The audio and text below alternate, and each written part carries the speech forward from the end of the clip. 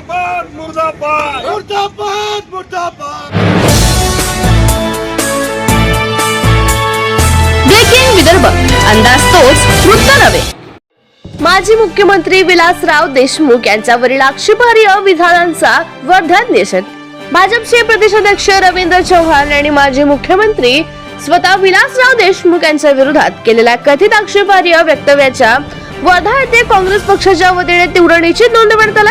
काँग्रेसच्या जिल्हा समितीच्या नेतृत्वाखाली शहरात महात्मा गांधी यांच्या पुतळ्यासमोर निषेध आंदोलन करण्यात आले। या आंदोलनाद्वारे भाजप नेत्यांच्या वक्तव्याचा निषेध करत काँग्रेस कार्यकर्त्यांनी आपल्या भावना व्यक्त केल्या।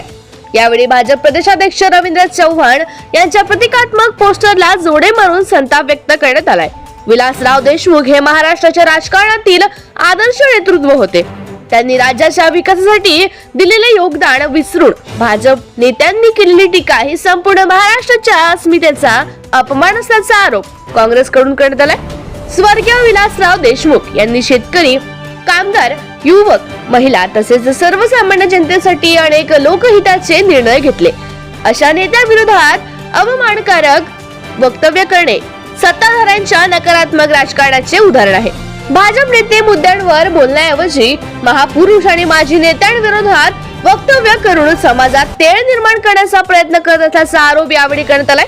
या निषेध आंदोलनात वर्धा नगराध्यक्ष सुधीर पांगुळ, काँग्रेस नेते अभिनय मेघे, जिल्हाध्यक्ष मनोज चांदूरकर यांच्यासह अविनाश काकडे, बाळा माऊसकर, नंदकिशोर कांबळे, मोहित ठाकरे, देवाशिष कोटमकर, मयुरेश देशमुख, विवेक तडवेकर आदी पदाधिकारी व मोठ्या संख्येने काँग्रेस कार्यकर्ते सहभागी झाले।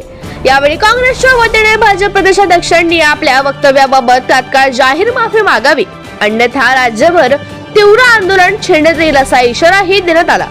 आंदोलन शांततेत पार पडले असून या प्रकरणामुळे वर्धा जिल्ह्यातील राजकीय वातावरण चांगले तापले आहे।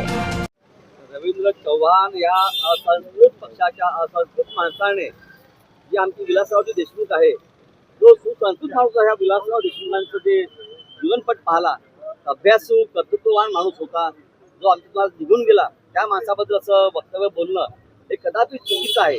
म्हणून लोका सांगे ब्रह्मज्ञान स्वतः कोरडे पाषाण या गोष्टीप्रमाणे बीजेपीच्या नेत्यांनी पहिले आपल्या आतमध्ये म्हणजे मनातलं त्यांचं जे घाण आहे हे साफ केली पाहिजे। लोकाला काही बोलायचं आणि कुठला नेता असा आहे तुम्हाला काही बोलायचा अधिकार नाही आहे, कारण तुमच्या गरिबांमध्ये आपण स्वतःच्या मनामध्ये झाकून पहा पहिले। कारण विलासराव देशमुख असतात एवढा गुंडा माणूस त्याने अख्खा महाराष्ट्र घडवला, त्या माणसाला असं सुसंस्कृतपणाचं लक्षण नाही आहे। बीजेपीच्या अशा नेत्याचा आम्ही जाहीर निषेध करतो। दिवसापूर्वी लातूर येथे प्रचार सभेत बोलताना भारतीय जनता पक्षाचे प्रदेशाध्यक्ष तथा माजी मंत्री रवींद्रजी चव्हाण यांनी महाराष्ट्र राज्याचे माजी मुख्यमंत्री आणि केंद्रीय मंत्री काँग्रेस पक्षाचे ज्येष्ठ नेते दिवंगत विलासराव देशमुख यांच्याबद्दल विलासरावांचं नाव निशाण आता इथून मिटवायचं आहे अशा टाईपचं अवमानजनक वक्तव्य केलं।